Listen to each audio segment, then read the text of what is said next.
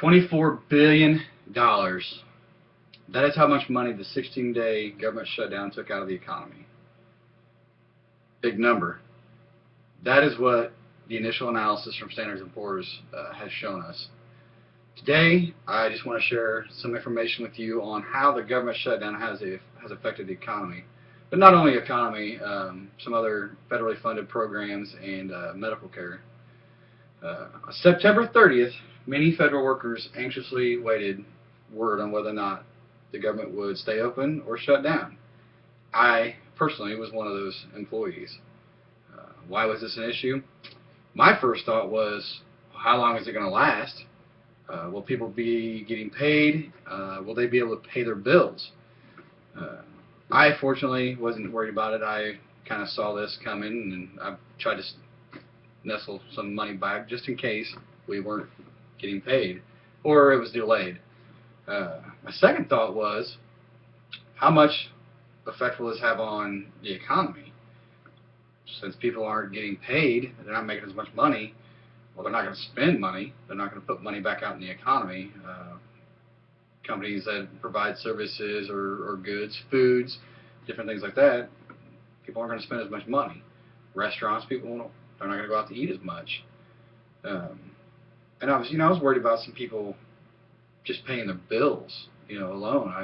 You never know what's going to happen. You don't know if people have money set aside for a rainy day. According to whitehouse.gov, the federal government lost $2 billion by themselves.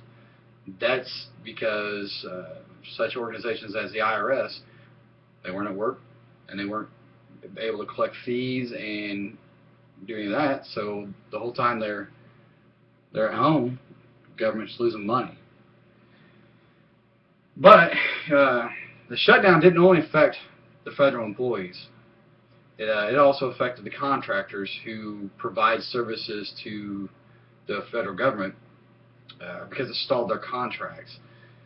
What I mean by this is I work on aircraft.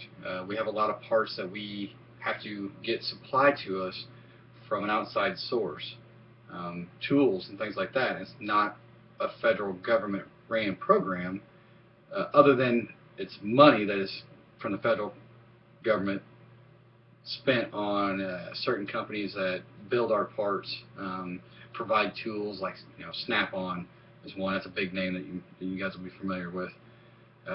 What happens is if there's money to be spent, but the government shut down, it freezes. We cannot spend any money. It's just stuck there. And I saw this because I was called back to work after being off for 3 days, and we had airplanes that were broke. I could not order any parts because there was no money to be spent. There's no budget. There's no money. So we had airplanes sitting there broke.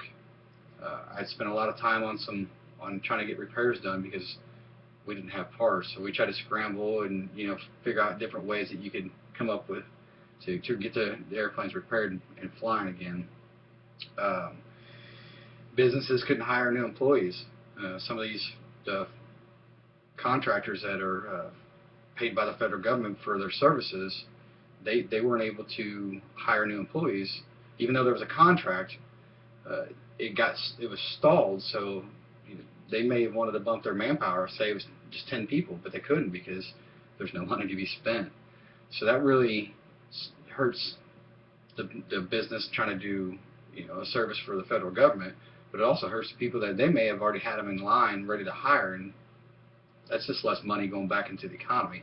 So there is some of the money that some of the $24 billion that took a hit in the economy was from certain things like that. Medical research was stalled because there was no money, which in turn didn't allow some patients who were being treated with medical trials. They weren't able to keep going on their medical trials because there was no money. So people that needed it, these cancer research patients that are just full of cancer and trying to get cured, they had to stop their trials because of the shutdown.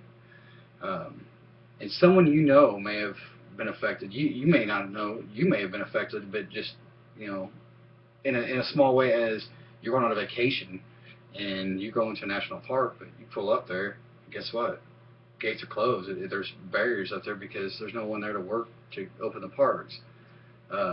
Military families, I know, were affected with child care because it was stalled, and all of this in turn takes money out of the economy because if someone works and they can't take their kid to school or daycare and they have to take a day off and they don't get paid vacation, that's just less money they're getting. So that's less money going back into the economy. And same thing with people going on vacations and things like that. If you want to go on vacation to a national park, but hey, it's closed, well, you might, hey, we're just going to stay home now because we don't want to go out there. So then the whole travel time, the gas, the restaurants, the hotels, all that's less money going back into the economy.